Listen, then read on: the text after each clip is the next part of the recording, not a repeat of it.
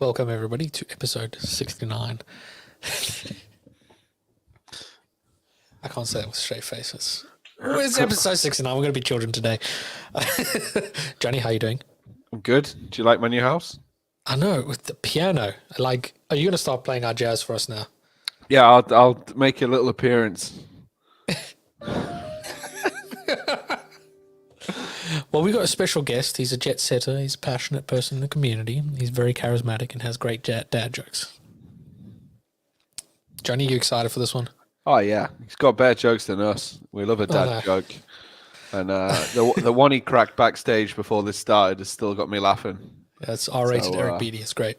Yeah, I just told us it's our guest, Eric Beatty. How you doing? Hey, I'm super duper. I'm super duper indeed, and I'm so excited and glad to be here. It's fun. I think this is my second time on the show. Yes. it's our 69th. 68 for you. There was that one episode that I did. Yeah. Well, it means for you to catch up, you get an episode on your own. There you go. We got You Kirby on the leaderboard, top of the leaderboard. Yeah.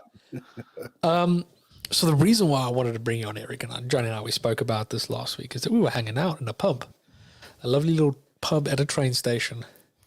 You know what? I'll get some photos together. Talk amongst yourselves. Yeah, talk amongst ourselves.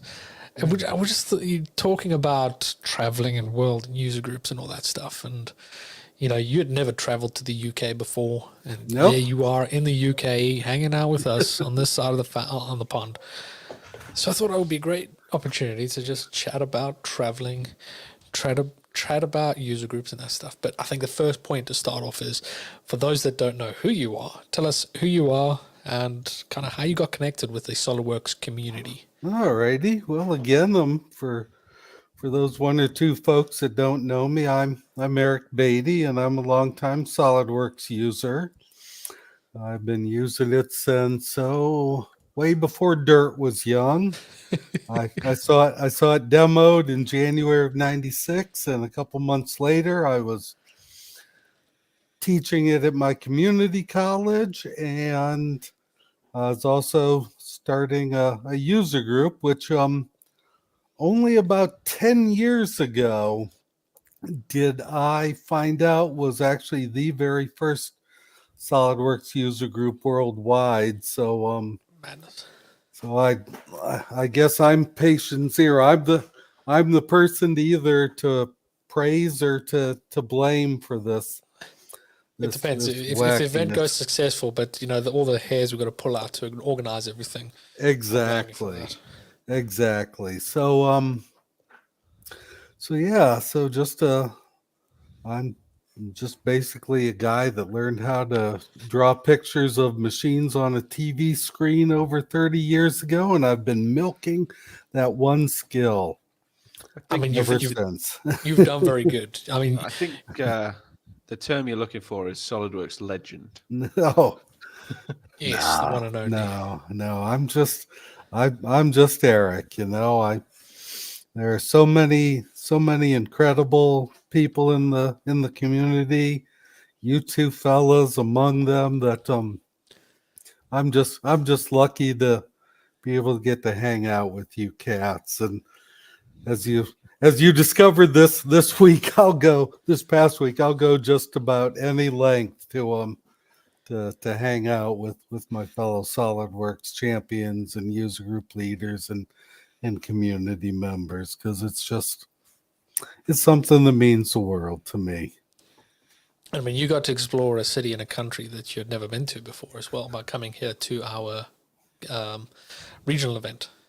Exactly. I mean, and honestly, if it weren't for Swuggen, and especially the explosive growth internationally that's been happening with it over the past few years, especially through Dan Wagner's leadership at the corporate level, then I honestly probably wouldn't be, traveling internationally, just because, I enjoy traveling, but I'm not a diehard traveler. I don't sit around, planning like, okay, I'm gonna hit all the continents before I shuffle off this mortal coil or anything. But just for some reason, especially this year, I got a little bug in me, and so oh gosh, back in April actually, I saw a posting on one of the forum posts about a maker event that was going to be happening in Nantes, France, Yeah. over the summer, and I was kind of kicking it around. I thought, I've never been to France. I've got plenty of vacation time, booked up at work. Yes.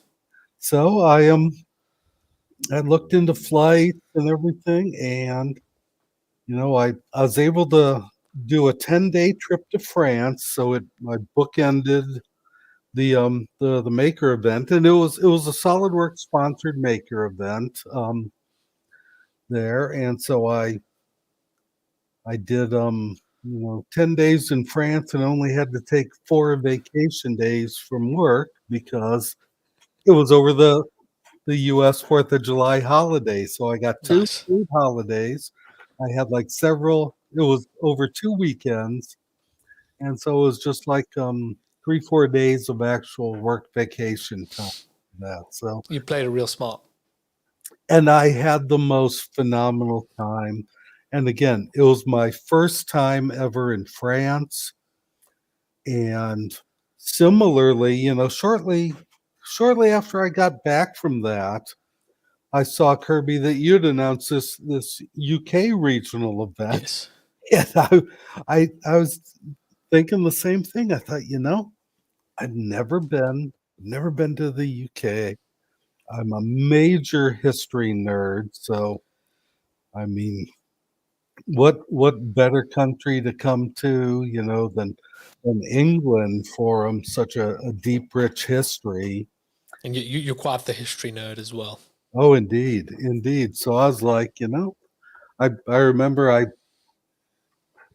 pinged you and I said, hey, I'm thinking about coming to your event, and you were like, I don't think you could respond fast enough for it and everything. So, I mean, it was simple. It was like whenever anyone wants to come and visit, or even like now when I'm doing my little Texas tour, and I've got hold of Joe Lance as well, just to kind of find out what you're interested in and kind of pointed you in the right direction. So hopefully my recommendations were really good. They were spot on. They were spot on. I mean, I had a list of the sites that I wanted to see, and in retrospect, I think I shared with you that it was way too ambitious a list to like fit into just the few days that I was there.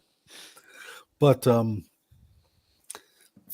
things you recommended, along with that City Mapper app Yes. for London, I mean, London is so easy to get around in, at least from my perspective. Yeah, I mean, and it's small enough to walk from place to place as well, quite often. Indeed, I had a wonderful hotel right there in the Waterloo area that literally it was like a 10-minute walk straight down Westminster Bridge Road, and there was Big Ben in the Parliament building on my left. There was the London Eye off to my right, and dead ahead of me was Westminster Abbey, and the the Churchill War Rooms were just off to the right if I turn down this one side street, and then 10 minutes in the opposite direction from my hotel was the Imperial War Museum,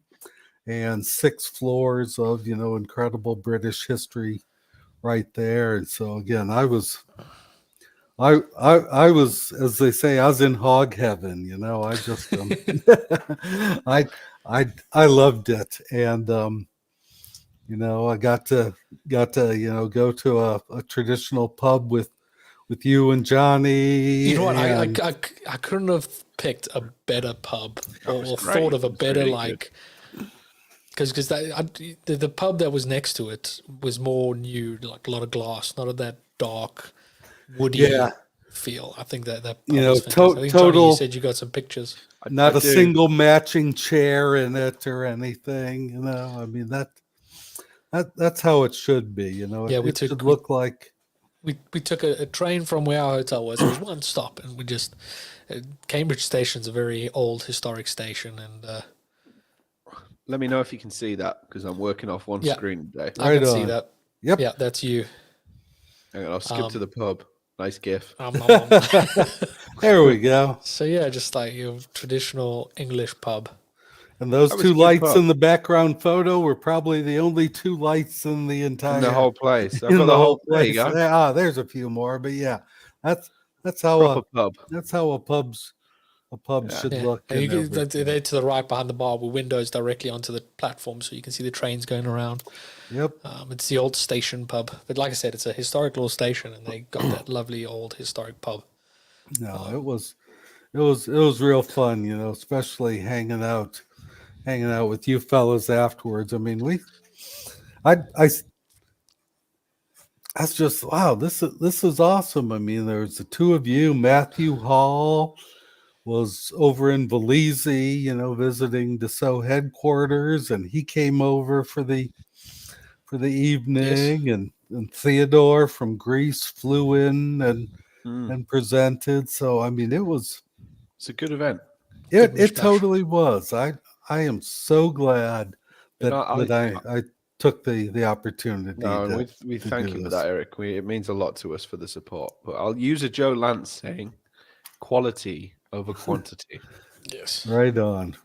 It was a small group that had gathered there, but they were really engaging and Well, yeah, that's what I found very, very interesting because, you know, like as you know, organizing a meeting and then, you know, not many people turn up, you kind of look at it like, I wish some more people came. But like they all had a question. They all were, you know, they were interested in what was being presented. They were, you know, the questions and the conversations that were going off from it was fantastic. And that like switched, just like Johnny said, just like Joe always says, is quality over quantity. So for sure. you know, that completely outsteps it. I mean, you can have a meeting with 200 people sat in a room, but if no one's interested or engaged, then you know, you might as well have done it virtual.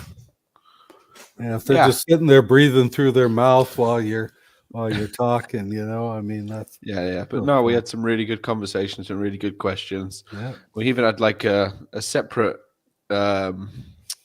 what's the word, troubleshooting session afterwards with one of the attendees getting his laptop and Space Mouse out. That was commitment. Yeah, right on. When the laptop came out, I thought, they're probably showing that The same Space model, Mouse can't be too far behind. the Space Mouse came out, and I was like, yep. Okay. But, we've had Eggman attend an event before, and he did the same thing. He pulled out his laptop and was showing people some cool stuff. Yep. Bit of show and tell. Good networking. Yeah, and he was just a brilliant person, you know, and you know some of the crazy stuff that he was showing, you know, just an incredible model that did not use a single sketch in it to create any type of geometry. So yeah, I plan to get him to present at user groups, put together a presentation, show that stuff off. I was thinking, Kirby, next year when we do our regional, we should get him to present at it. Yeah. You know, like he came last time. He showed us his stuff. We thought it was cool, and now he's presenting kind of deal. Yeah. Yeah. I like the idea of that. Yeah. No, that's for sure, because that was some clever stuff, you know, when folks do things like that, you know. Yeah. He was using planes and the intersect feature, and then you know, split lines and trimmed. Oh, it was just, again, not a single sketch. And yet the feature tree was about like the length of a soccer pitch. I'm going to ask you a question on that, Eric. The feature tree was crazy long.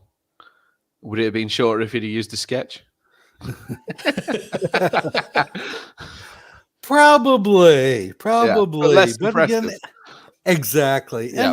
Anybody can use a sketch to make what he was making, but to leverage, It all this stuff. may be tricky to justify to your boss why it's taking you a day though. Yeah. I mean, well, that leads perfectly. I've got a bit of show and tell. Eric, you did a fantastic presentation showing how not to design and how to fix people's designs by using the feature expert, the feature recognition, and all that. Fantastic. I'm going to show you an abomination. You got one of your models, Kirby? Race for impact. Honestly, Kirby was like nudging me through it, like, I do this. I'm that guy. But you're doing that presentation at World next year, aren't you? Yes, I am. It's called Taming That Other Guy's Models. This guy's models. Is that Tuesday after lunch, Eric? It is Tuesday after lunch, and it's all about some advanced feature work stuff, what I call off-label uses for feature works. But if you're not familiar with feature works at all, I've also got a hands-on session in feature works for beginners right before lunch on Tuesday. Oh, nice. Hashtag shameless plug. Oh, you're more than welcome to this plug channel it. is full of them, Eric. But I'm going to show you this lovely little part. This is an earpiece for Bo-Katan's helmet. Yeah. So obviously I marked which one that goes. Do you want to see the adventure that I got to get this part? First I deleted it from all the rest of the parts. There's one part file. I did some cuts somewhere. I don't remember what I cut. Like it's been a long time since I've. I had to cut away this thing to fit that because I hadn't done that yet. Oh, okay. I realized that the size was too big, so I rescaled it as well. You can see everything fits all nicely. Did a bunch of cuts here. What was I cutting away? Everything. Just some little mount features. I just completely removed something by accident. I think I suppressed something. There we go. The stick. Yeah, I see we're heading towards a whole slew of body move features. So all these cuts were the labels. What did you do? A cut for each letter? A cut for each one. Okay. So there we go. The helmet's all together. I deleted some more bodies. What did I delete? Let's have a look. See. I deleted everything because I duplicated something at some point. Oh, okay. Oh no, these were the previous versions, the old sketches and the old surfaces. All like you were showing, all the hidden bodies and that. Yeah. That was me getting rid of the bodies that I don't need no more. So that's what that feature does. It hides the crimes. I think combined some bits. What was I combining? This was him putting everything together before he then took it apart further down. This was me mirroring it and then combining it because I mirrored it twice, I think. Because why design something twice when you can mirror it? Yeah, exactly. So basically, am I right in assuming that this Bo-Katan helmet model underwent almost as much destruction as Mandalore itself did? Almost. Look, it's still going. This feature tree is still going. But I'll go straight to the start. With? Okay, some surfaces that I attempted, but obviously I wasn't happy with the shape, so I hid them. Mate. I did some more, which I then hid as well. Oh, there we go. I finally got some shapes going. Yeah, I got some shapes going. And then did some surface work. Obviously, I'm trying to discover. You can see I created a whole new helmet under this as well. So this is helmet 3. I deleted something there. Probably one of the wrong helmets. Bunch more trims. So I'm refining the shape. Yeah, refining the shape real nicely. Then started working on those ear things. Absolute abomination. Start big, chop away. I like it. That is literally what I did. Start chop away. That's why I call that modeling methodology butcher knives and Bondo. You know. Yeah, there we go. They're bondoing things on. I don't know if you fellas have Bondo in the UK or we if do. it goes by another name. Bondo, we're familiar. Did you over extrude that and then cut that away? Yeah, nice. Yeah. Started adding the back piece. That's fair. Yeah. Got rid of the back piece. You know, and as we discussed that evening afterwards, when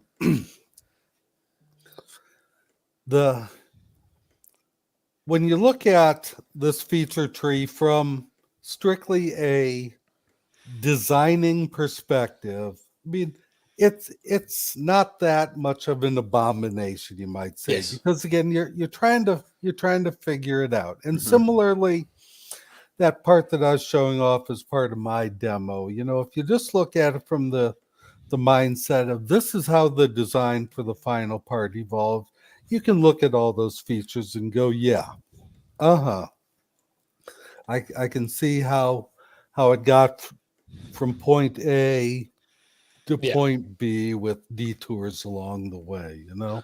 Yeah, and I don't think there's anything wrong with what you're doing there, Kirby. You're thrashing it out. Yeah, all of this is explorative design. It's you know, figuring it out, tweaking this. It's totally different than if you had a drawing and you were just ignoring the dimensions and trying to then get back to it. Well, that's the thing. Exactly. Like this isn't going to be a manufactured part that's going to go to a machinist to make thousands of. It's not going to be archived. This is for me. Does the job of what it's needed, but I do think it's a good example of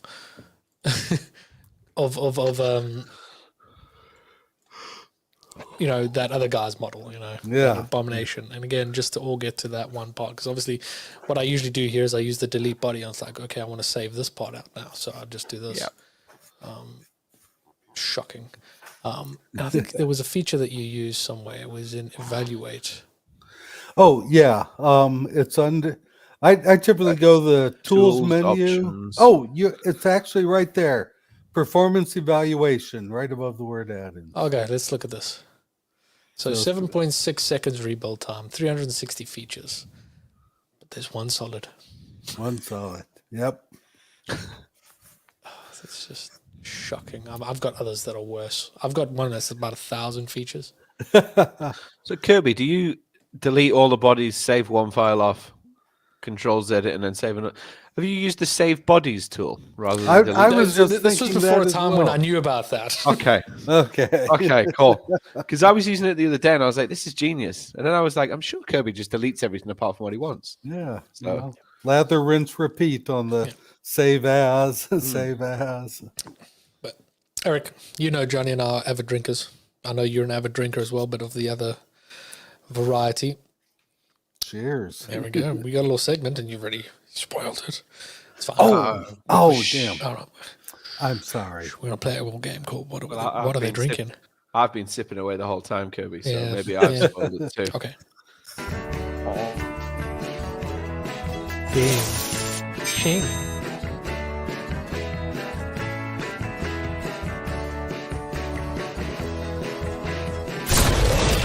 What are they drinking?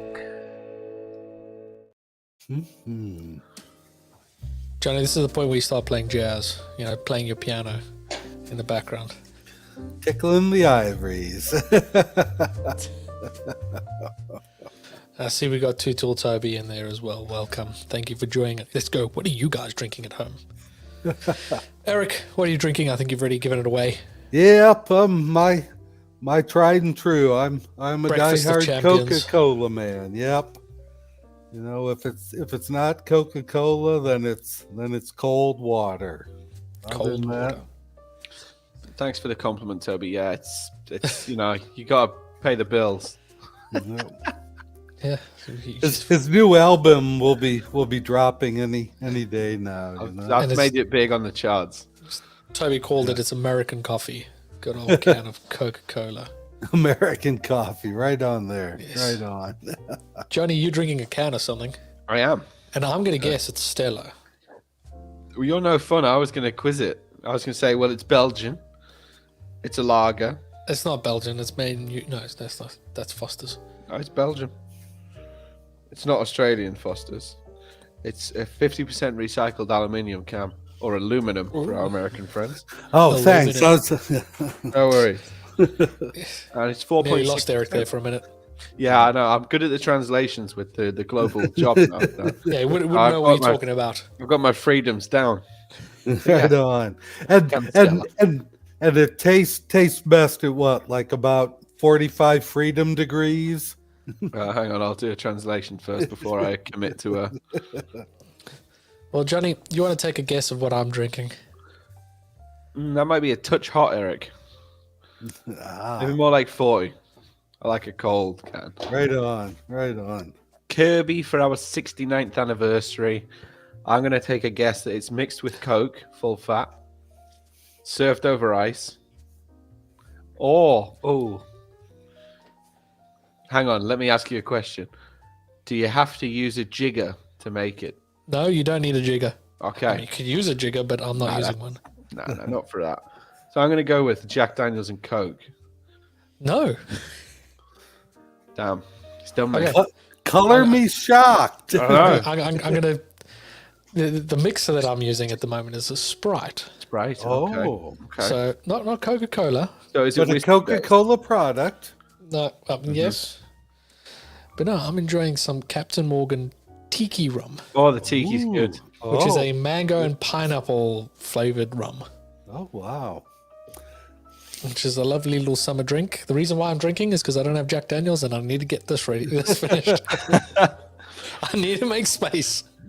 You know, I was thinking that, and this would have been probably way too meta and possibly even difficult to pull off, but the television miniseries Band of Brothers about an American paratrooper regiment in World War II.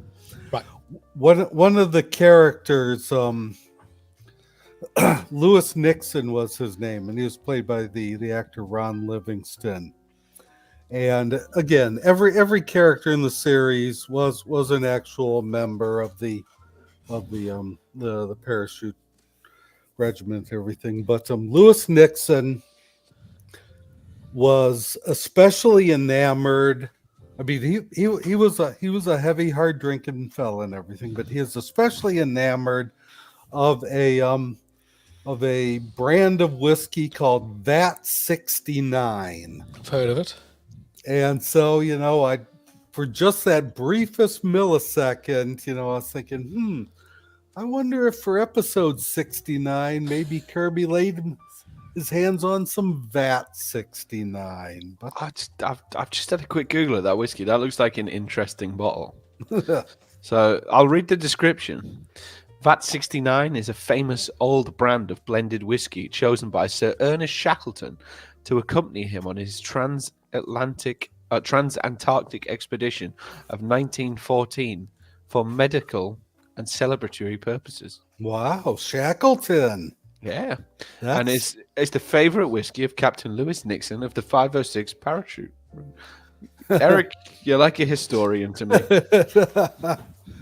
No, I'm impressed that Shackleton had it with him on his expedition, because as you may know, I mean that expedition was beset with so much disaster. I mean, they're literally trapped there on the ice for a couple years and everything.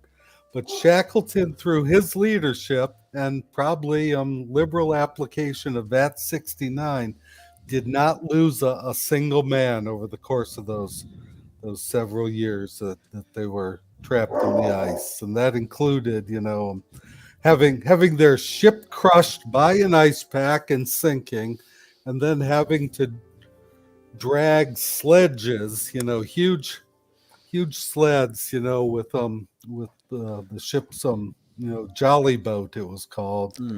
Yeah. For hundreds of miles across the ice packs and everything. So again, now we know the secret. VAT 69. Just a wealth of knowledge. Like, it's always fascinating, and I'm sure that's helped expand your knowledge being here, going through all those history museums and that. And I think if you get yourself to France, head up north, go to Normandy, go to the Well, beaches and that. funny you should say that because shortly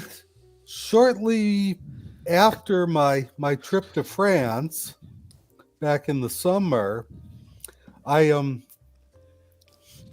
got an email from this one company that I subscribe to their audio and video lecture series. It's a company called The Great Courses. And for years and years on my commute, when I wasn't, this was before COVID and before, working remote, I'd always listen to like audiobooks or lecture series. I'd have about a 40-minute drive each way, and that was the perfect length for, one of these lectures.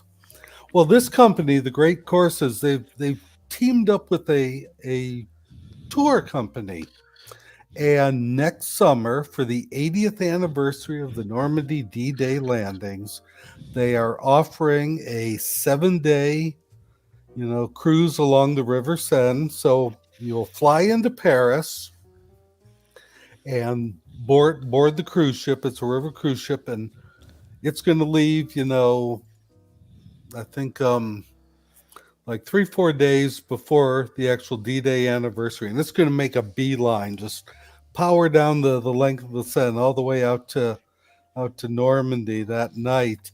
And then each day it's going to, they're going to tour certain areas like the Pegasus Bridge, the cliffs at Pontefract, where the American Rangers, scaled the cliffs under fire to destroy artillery emplacement and everything. And then on June 6th, the 80th anniversary, there's going to be official commemorations and ceremonies with all the government heads and everything. But I signed up for that cruise tour, so I will be back in France next summer. And what I'm thinking about doing is bookending the trip. I'll probably spend a few more days in England, and then after the tour, because we'll end up back in Paris at the end of the tour, and then spending a few more days in Paris as well. So probably take about 2.5 weeks to do it right and everything. Yeah, we did. I went on a history tour with my school. We all flew out from South Africa, did London, went down to, did all of Normandy, went to Paris, went up to Belgium, and then back into Portsmouth. Oh, wow. But yeah, the Normandy beaches, actually going through all the actual trenches that are still there. And the bunkers and stuff. Bunkers, yeah. The cliffs that artillery you're talking, mounts. just like, it's just the craters are all still there. Going to the cemeteries and that stuff is insane. Brad says he lives 15 minutes from the National D-Day Memorial. Oh, right on. Yeah, I just saw Brad. Hey, Brad. Glad to have you here in the chat and everything. So yeah. And Kirby, when we were driving the one day, and you're describing how, flying, as you're leaving the countryside around London and everything, you can look out the plane window and see all these perfectly round small lakes and ponds just dotting the landscape, that are essentially, the visual evidence of bomb craters in the Blitz 80 years ago. Yeah. Well, I did have a window seat on that departure flight, and yes, indeed, I was like, oh, and there's one, and there's one, and there's one, and there's one. Yep. So, It's interesting because it's a flat field, and then in the middle of the field there's this little dip, and it's nice and curved as well. It's not like a rough edge. Yeah. And you can just spot them, especially north of London by the old RAF bases and that. Mm-hmm. So no, I had, if we want to venture into R-rated did territory. I had such a damn good time, when I was there last week. Gonna have to put an R rating on this now. That's Shit. it. That's it. Don't worry. Yeah. I've gotten you demonetized. I am so No, I sorry. won't worry. Oh shit. I don't know. Like, I might not be able to pay for this house. Honey, we're sending the piano back. Eric screwed the pooch for us. Wait a minute. There'll be some guy comes to whirl it out in a minute. Sofa will be going next. I mean, good. I mean, if you're going to Paris, City Mapper works there as well. It's fantastic. But I saw that. what is? Because obviously going to the state, going from one country to another, especially polar opposites like England and the US. What was your biggest culture shock? I know for Luke, for example, in Boston, was the way you guys make tea. For me, it's the friendliness of people. Like when you walk into a shop and everybody's like, "Hey, how are you doing? Good to see you," kind of thing. What was your big culture shock? For me, again, it had to be.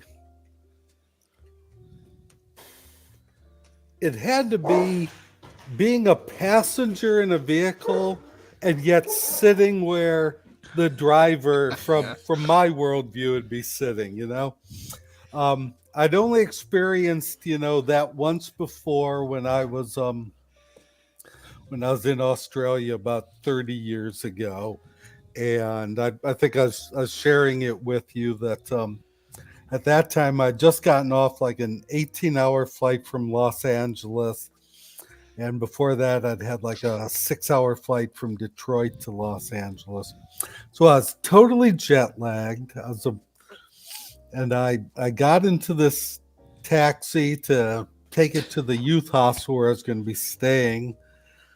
And, the fellow pulls out and I'm like instantly, hyper adrenalized as I'm seeing like the cars coming towards us and everything. And then I realized, oh yeah, other side of the road. And then, my cortisol levels just all plummeted but and again, this is not a reflection or any statement on you as a driver, Kirby.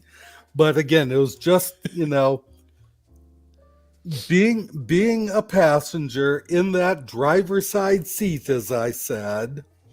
Yeah. And especially when we'd enter like a traffic circle or a roundabout or something. And I'm seeing cars also entering it.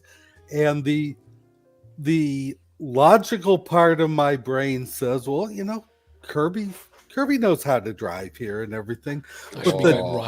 But the deep reptilian part of my brain is saying, oh my God, that car's coming right at us and we're going to collide with it because we're on the wrong side of the road. So yeah, that and the blood or the black pudding that morning at breakfast, again, Black pudding's all right. I've never been a big fan of any type of cuisine that seems to be based on a dare. But wait until you see haggis. Oh no. But I had 2 slices on my plate and I polished off 1.5. But after the first bite, that black pudding, it was spending a lot of time in the cup of baked beans before it emerged. Yeah. It needs a bit of sauce. To be honest, I don't even think the English enjoy it. They just eat it just because. I like it. It's what's expected of them, British. Yeah, it's that whole stiff upper lip thing. So for context, the morning that I met Eric, I was like, either we can go to the Starbucks over here and you can have some like Seattle coffee. No. Or I'll take you to a little Greasy Spoon, a little workman's cafe around the corner from our offices and take him in there. And the one lady behind the counter looks at Eric and I and she's like, "You guys twins?" Yeah, no, I didn't pick up what she had originally asked Kirby. And so I was standing there and her eyes are darting back and forth from Kirby to myself. And I'm thinking like, what did I do to earn this kind of side eye you're giving me and everything? And then finally I heard Kirby say, no, he's not my brother. And Yeah. they, I And like, I wouldn't not take even it a minute later, personally. the owner walked in and he looks at me. He's like, "Is this your brother?" I'm like, "No, it's not my brother. He's just a friend visiting from America." And then, not even 30 seconds later, the chef just pops his head out and he's like, "Brothers." But yeah, And we had then- a nice greasy breakfast with it was eggs, tasty. bacon, Eggs, beans, bacon, beans, black pudding. sausages. Do you go Black there a lot, pudding. Kirby? I go there for lunch most days. Yeah, no, he was. But it's the kind of cafe that you can get breakfast. You can get anything on it. You can have pasta. They if had you want. burgers, You can have pasta, burgers, fried chicken sandwich, kebabs. the whole Salad. kit and caboodle. Next time I come down, you can take me. It's really good. It's really good. No, and it was very good food. Again, just I'm not a black pudding fan, but no, I thoroughly enjoyed. I actually enjoyed just about all of my meals. Let's see. The first night I was there, there's a nice little Italian place just half a block down from the hotel where I was staying, and I went there, and they had a really nice lasagna there, and oh Ivory my bread. gosh, the tiramisu, that I had for dessert was to die for. I mean, it was phenomenal. Did you have any sticky toffee pudding at any point? No, I didn't. I didn't, Have to bring you some. encounter that or anything. Then my last night, I went half a block down the other direction from the hotel, and there was another pub there called the Crown and Cushion. And on the ground floor, it was another traditional crowded pub, just like the one we were in near the train station the night after the Swagan event. And upstairs from it was a Thai restaurant, and they were all owned by the same people and Yeah. everything. So for my final dinner in the country, I had starters of gyoza and chicken satay, and for my main course, I finished it up with bangers and mash. Nice. Yep. Proper British meal. Oh, indeed. Beautiful British meal. Beautiful British name. God save the Queen and all that. Well, as the king now. It's the Oh, king. the king now. Yeah. I'd never Maybe eat if she Queen, would have had more bangers and mash, she'd still be, I think she was more a bit of a fish and chips lady. Right on. Not fish and crisps, but fish and chips. Yeah. Or fish I mean- and fries. Like, for example, your kind of thoughts on black pudding. That's how it felt like in Nashville with the biscuits and cream, biscuits and gravy. Oh, mate. Oh. Do you remember the Oh. chicken fried steak? Now, That threw me off for a real Yeah. curveball. Yeah. But like it was nice, but like it's not a breakfast to me. That's very like Mate, lunch. that Yeah. gravy was good. But I wouldn't have it for breakfast again. I was like in Dallas, I had that like traditional, Texan meal, which was like cornbread or something like that. Oh, I yeah, can't that was remember. good. Yeah. Nice. Not with the hangover I had. You were Didn't not. sit very well with me. Yeah, you weren't doing so hot that day. yeah. First few bites were good, and after that, I was like, "Oh, I should have What? gone with something greasy." Yeah, I need something to counteract all this stuff that's coursing through my system and everything. In fact, the only disappointing meal that I had was I walked over to the Marriott, so it was about a 10-minute walk almost.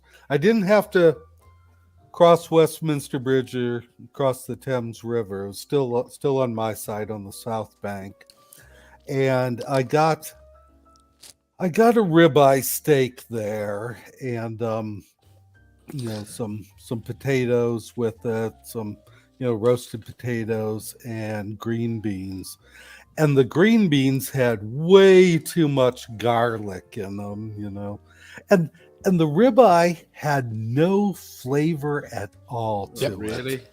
It was. I was stunned. I was just like, just looking at it visually, I Right. thought, oh, this is going to be so goddamn good, And then, no, British also- don't do steaks and beef very well. I had a yeah. disaster the night before I came and met you two. So I was away with work. I thought I'd get a nice steak. Nice hotel, decent place, clean, decent rooms.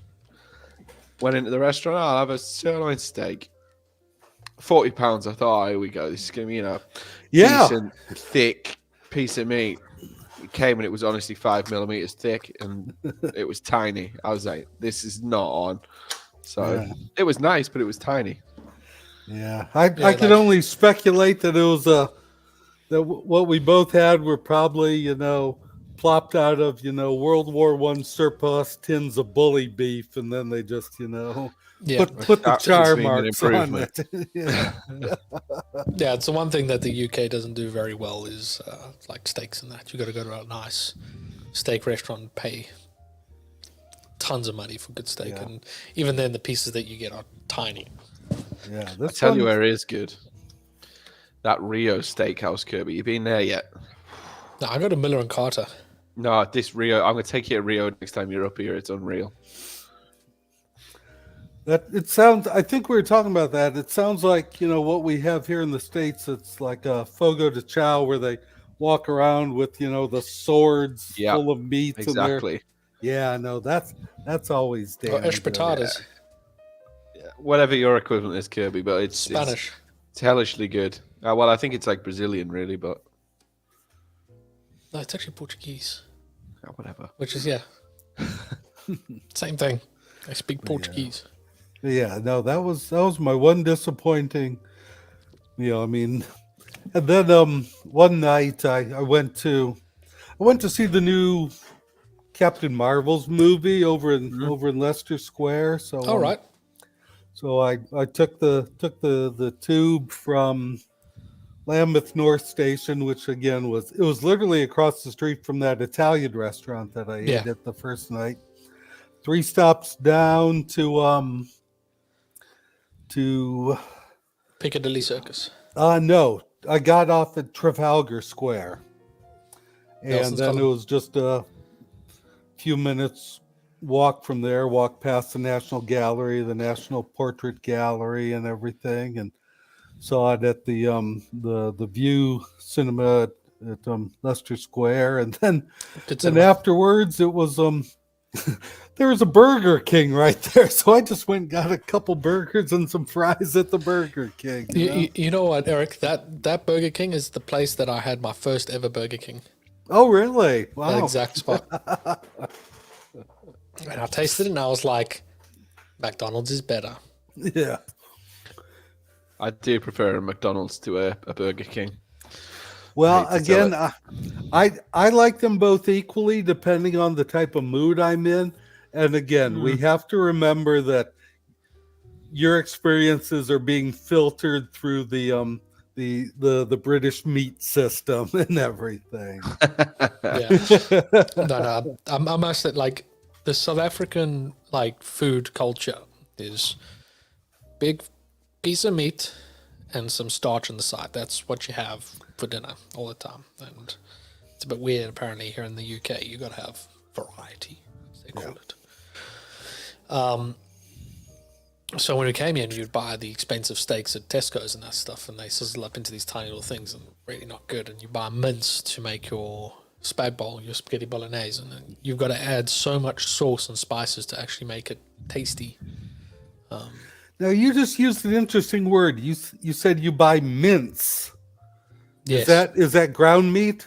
Yes. Ground beef. What we'd call hamburger here. Yeah, a hamburger is the complete item. Okay. Hamburger is the Bun, assembled everything, yeah. Okay. That's the finished product. Yeah. All righty. Okay. So it's called mince. Yes. I like that. Minced meat. Minced meat. We're a simple country. Well, no, not simple. It's just, you see, it's the Americans who have to, their words have to describe the object. Ground beef or the sidewalk, horseback riding, trash can. Oh, you sounded so Midwestern there for a moment. I've been practicing my accent. I see I've got a couple of compliments from it because I've been playing as Carl Banjo. He's a fella from Mississippi. His parents were married once. That's how me and my brother Cletus, but it's Carl with a K. I can't forget that. And we're just drug dealers that just moved to the city, and we're just simple farmers. We're trying to we're really trying to make it big in the city now. Just stop, mate. You're embarrassing yourself now. Considering the majority of our viewers are American, I think you're going to get us in trouble here. It's fine. See, was that an accent or was that normal? I'm gonna blend right in. You got your cowboy hat. I want a cowboy hat this year. I'm telling you now. I was looking at my cowboy hat, and I was actually comparing the 2 years, and I realized that the flights have squished it a bit. I need to get it into shape properly again. But yeah, get yourself a cowboy. Sarah's got herself boots, which she got from Australia. So yeah, Eric, you're gonna get some cowboy hats. I've never really been a hat wearer. Not at all. I just You're not a Jose. Yeah, I'm like the anti-Jose, I mean, he's got his hat and everything, and I love it when it rains and he's wearing his hat and he's got this little paper bag that he puts over his hat. I had the one time I had a hat was again in the early 90s on that trip to Australia. I spent 3 weeks in Australia at Christmas time, not Christmas 91 going into New Year's in 92. And my one sister had gotten me like this Indiana Jones style hat for Christmas right before I left or something. And so I wore that. But again, I've just never been a hat person, unless it's like a watch cap or something, kind of, just to keep my head warm during the winter. I've never been a ball cap person or anything like that. I got tons of SolidWorks ball caps that I always give away as swag to people or something. Like Brad says, you can't cover up those locks. I mean, you're blessed with a full head of hair. You showing it off. I mean, my hair's getting nice and long. My beard's getting back to where it was. I'm not shaving it this time. Yeah. This time, the goal is to get Luke to cut his hair. Oh, no. Don't He's do that to him. very much against this. You'll strip away all his power, He won't do it, man. I'm telling you now. No, he won't. But I know Karen's definitely on board. He won't, but I'll make him. Yeah, no, that night after Brad, after you shaved off your beard and then Kirby impulsively grabbed the razor and took his off, Manish was standing there. He looked at me, he goes, "Are you going to do yours next?" And I said, "No way in hell is this thing coming off my face." Yeah. No, but yeah. Try to convince Johnny to shave his as well. With the hair here, I've been working on my Luke Daly Kirby Downey cosplay. I mean, it's working so far. Everybody thinks we're brothers. Exactly. In fact, we didn't cap the story off that after we finished breakfast and went over to 3D Print UK and you were giving me a tour of your facility, we entered the one post-processing room where several of your coworkers and your boss were congregated, and Kirby's boss looks over at us and says, "Oh, we've got 2 Kirbys today." Well, he does have some doppelgangers, Kirby. I don't know if you know this. That's not the first. I'm just like your average looking bloke. I just look like general people. I don't know about that. I've got a variety of looks. Depends what mood you're in. I'm always in a good mood. No, I mean like what you're up to and what personality you've got on. What shenanigans I'm up to. Essentially, yeah. Yeah. Right on. I mean, Eric, you also created something really, really interesting with the user groups, because user groups are great meetings here and there. You get a couple of regional meetings, but you decided to create something bigger with with Todd and I think Cam was also one of the original fellas. You created a thing called Slug Me. You Tell know, us about I'm gonna stop and back up and correct the historical record there that Slug Me 100% is Todd Blackshear's creation. You know, that sprung entirely from his mind, like, Minerva from the forehead of Zeus and everything. It was just that I got involved in the actual, planning and operation of it in the fourth iteration, because after 3 years, Todd had just changed jobs, and with his new employer, it just wasn't going to be, feasible, or he had a lot of stuff on his plate. So he asked in the old user group leader forum over on the old site, hey, anybody want to help out with Slug Me 4? And so, I stepped up and Cam stepped up, so that was 2019. So that was pre-COVID, the year before COVID. And, I just started really getting to know Cam Smith pretty well, because he and I had been partnered together the previous fall at the annual, SolidWorks User Advocacy Day that Rachel York had created and was hosting for a few years. And so, Cam and I were like, yeah, we'll help out and everything. So so we did that, and then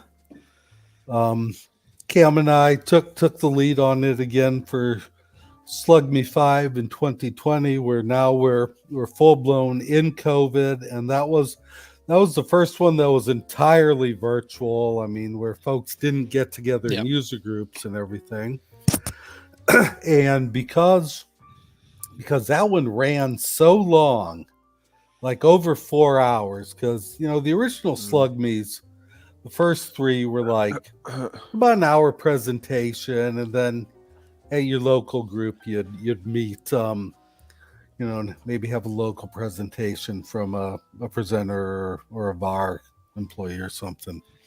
Well, with the fourth one, Cam and I, we took it up a notch, and we had two presenters, and we synchronized time zones and everything. And for the fifth one, Cam and I traded places. I was I was hosting during the fourth while Cam presented. And then for the fifth, I presented while Cam hosted. And then we had Ed Eaton for that fifth one. And then we had a kind of Stump the Chumps section. I think that's when you started the Stump the Chumps. Yeah. And so then it was like, okay. I think Joe Lance in the chat said, I thought the L in Slug Me stood for largest, not longest user meeting. And so the next day, Slug Me that year, 2020, was on a Wednesday. So, every Thursday morning we'd have the user group leader call with Dan Wagner. Oh, that was 5 was also Dan Wagner's first Slug Me. And he had literally just joined SolidWorks and the community advocacy team just like a couple weeks before. So like we just kind of like pulled him straight in, and it was like the corporal promoted on the battlefield type situation. You and you come. Exactly. And here's what we're doing. Yeah. We know you've just finished your induction. Forget that stuff. This is the important thing. I think that's something that's fantastic that Dan has managed to do, is convince that these big events are important. Oh, indeed. I mean, how Iron Swag has grown. And oh my gosh. That's still in infancy, and how big Slug Me has gotten. Oh my gosh, yes. I mean, it's... Have a good one, Brad. Thanks for joining us. Yeah, thanks, Brad, and travel safe home and everything. But yeah, I'm just amazed. I mean, Richard Doyle built a phenomenal organization and a phenomenal network for the the 10 plus years that he was at the helm. I think Rachel did a fantastic job of transforming the community and starting to introduce, the not usual people like makers and that. Starting bringing getting in weird people in and be makers, like, these people are cool too. Exactly. And also help bridging that divide, because she was at the helm during early COVID when we were transitioning to virtual and stuff. Yeah, and she helped Sean out when he was releasing the Champions program and that. Yep. And then with Dan Wagner showing up, and just the fact that Cam, Todd Blackshear, and myself, just three, what I call regular lunch pail kind of guys, managed with his help to convince Suchit and Suzanne and everyone basically to let us have a weekend sleepover at SolidWorks headquarters for over 25 hours. And you know what, Johnny? I feel like that was the original plan. It's like, how can we have a sleepover in the SolidWorks headquarters? It was not a user groups. Exactly. We had the romp of the villa and everything. But just the amount of support and everything that we get from corporate, and the fact that folks like us, that when you think about it, the CEOs of a major multi-billion-dollar corporation,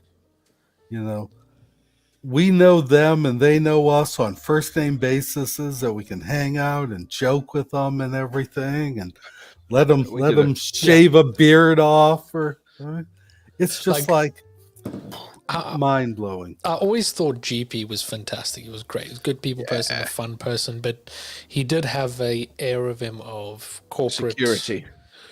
He's got his little posse. He's fun, but he's over there. But Manish feels more like when around. When it's getting hot and you take off all your clothes, busy jamming, and there's Manish pointing at me saying, "Come dance." Yeah. And he's not in a suit. He's just in one of the general SolidWorks T-shirts that you got at the conference, and just enjoying himself. Like, he's a real people. He's of the people, and he's from the people. He's come from the bottom, worked his way up. He's raised from the ranks, as they say. I recall him telling his origin story that where he was working, it was a very hot, very uncomfortable environment. And he saw the computer room and said, what does it take to work in there where it's air conditioning?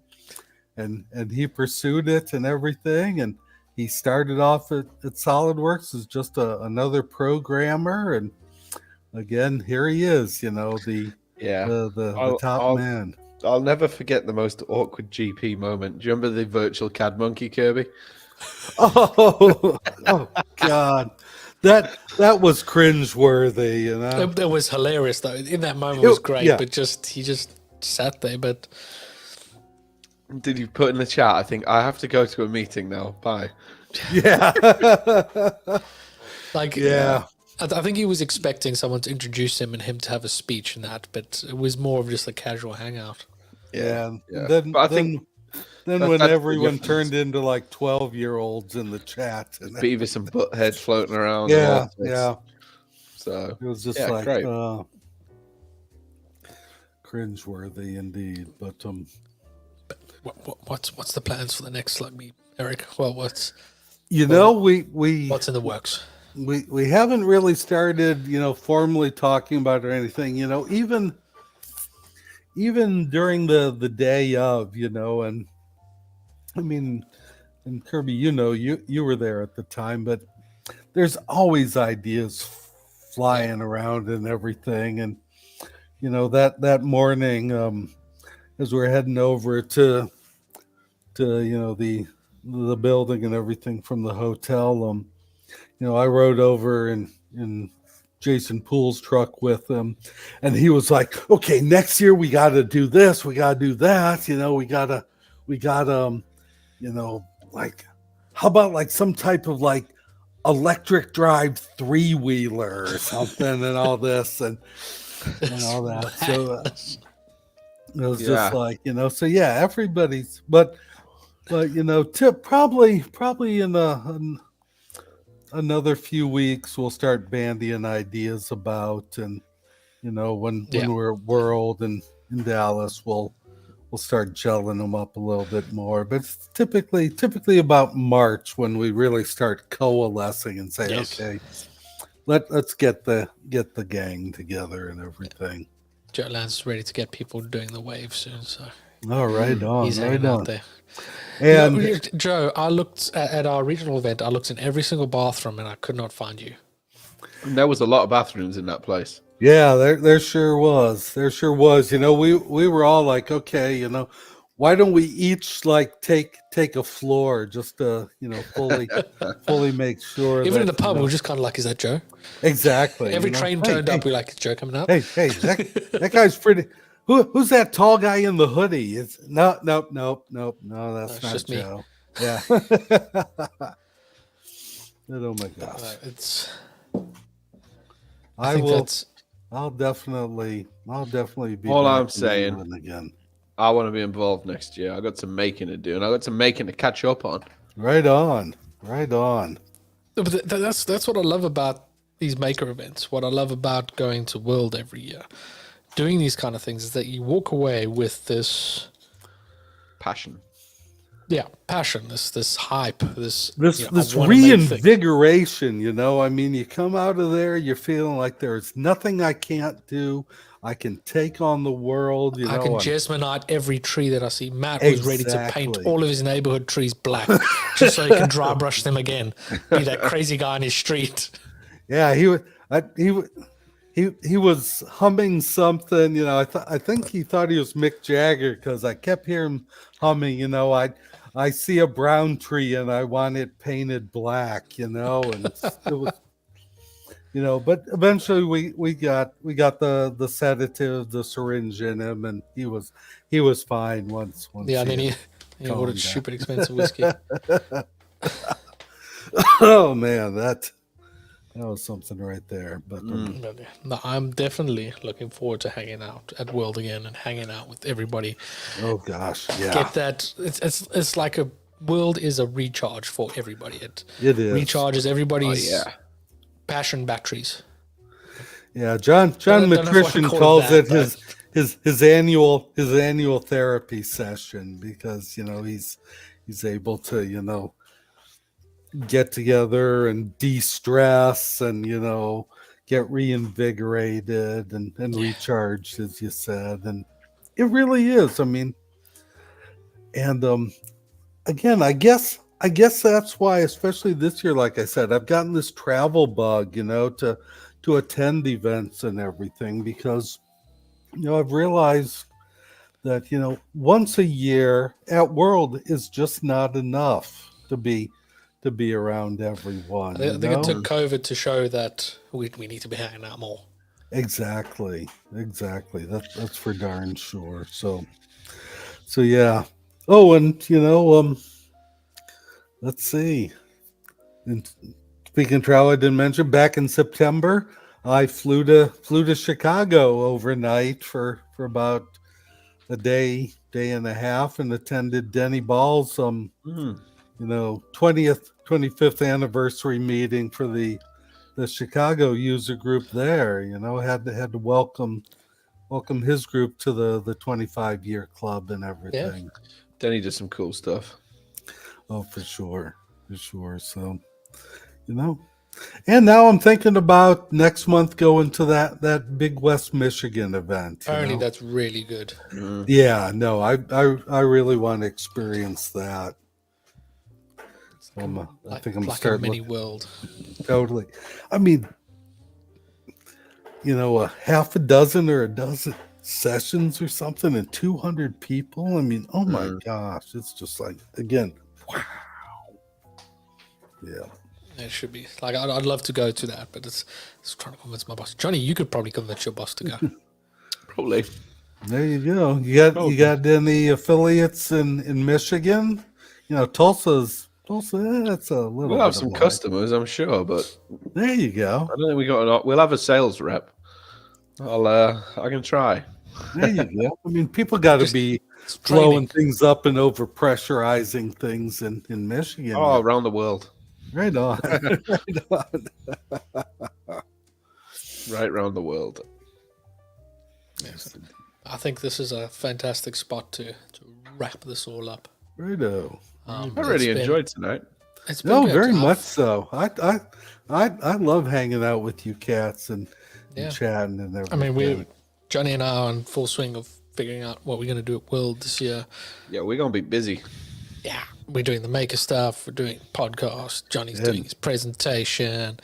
I'm gonna- User group stuff. Yep. user group stuff. I might have to meet with people for work. We're gonna be busy. Oh yeah, I've got But, 2 presentations this year, so I think Brad's got 3. He's yeah. a pure mad lad, Oh, but he loves indeed. it. Oh, indeed. I mean, it's probably relaxing for him. You know, it's only 3. It's not like 6, like Iron Slug or something like that. You can probably think, oh, I can just go to World and chill. I've only got three presentations. Yeah, it's no sweat.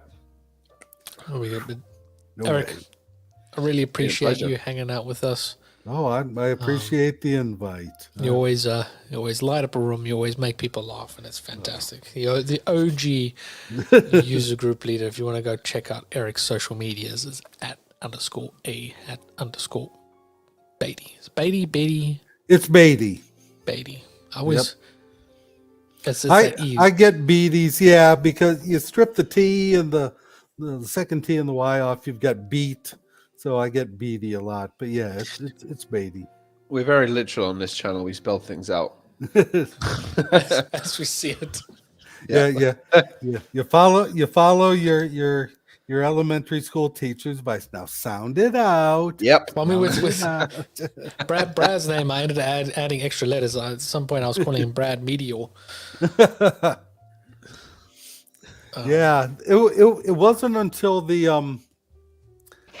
Iron Slug video where I heard him and Adam both introduce themselves. It's Brad Meter and Adam Ebernickel. I would have said Brad Meter and Adam Ebernickel, but it's Ebernickel. So I think me and Kirby butcher both of the names, and I think they've just accepted it. here's Brad and Adam. Here's Bradum. They're probably just drunk again. That's their ship name. They're Bradum. The Bradham, yeah. Well, by golly. good. So again, I appreciate you fellas having me on and everything. Anytime. That's all good. And people can follow you there on Twitter, Instagram as well. Yep. As Todd says, you guys all rock. We all rock. We all form No, this Todd, mountain of you slugger. rock. You rock. Good job, Hancock. Good job. Love it. Yeah, where's the little doodad? Cool. So if you want to follow me, I'm at KJ Designs 365. At Kessel Run Creations for me. I actually have some stuff to post, Kirby, would you believe? Go and do it. Post it. Share some stuff. I want to see it. I want to Do it see over it. the weekend. I'll do it over the weekend. Do it. On Instagram, we are at the Core Podcast Contact. On Facebook, we are the Core Podcast with the O is a 0. On Twitter, or not X, we are the Core Podcast as well as YouTube and TikTok. That's where we go live. Well, that's where we post when we go live. And yeah, it's now kind of the ramp up to World. What was it? 3 months away. Last. Les, I think I saw on LinkedIn that Leonard Tyndall had 80 days, so 80 days. roughly 2 2/3 months. We got to get our shit together. Yeah. I've ordered my camera. I'm figuring out the mic situation now. Right on. Give us a shout. We- We'll work it. As we learned during Slug Me, DJI mics, they will That's pull exactly your what fat I'm out of getting. the fire. And I know how to Dan make it Wagner work. was ordering a few the other week. If he is, I'm going to ask him for them. He's ordered some. He has ordered them, Kirb. Yeah. Oh, well, yeah, I'm going to message him. I'm going to say I need some. Because I'm looking at renting them now because 450 quid for the mics is a bit. Wow. Yeah, I'm sure he ordered some because he was on about it on his the last Swaggin meeting, Yeah. of which I'm a regular attendee now. Yeah. Yeah. Regular-ish. It's when I'm driving from home, so it's a bit an awkward hour. Especially on a Thursday. Yeah, again, Eric, thank you for hanging out. Thank you for having Johnny, me. always a pleasure. I know, thanks. And that was episode 69, Johnny. Next milestone's 100. Damn. Well, that'll roll around quick though. That's faster to get to than 69. Oh, that's for sure. That's for sure. It's only 31. 31. And Excellent. that's a prime number. It is. See, and we're educational now. What more do you need? So today's podcast was brought to you by the numbers 69 and 31. Oh, dear. That's my brain's hurting now. Okay. Excellent. Thank you All very right. much. We'll see everybody in the next episode. Signing off. Bye. Bye-bye.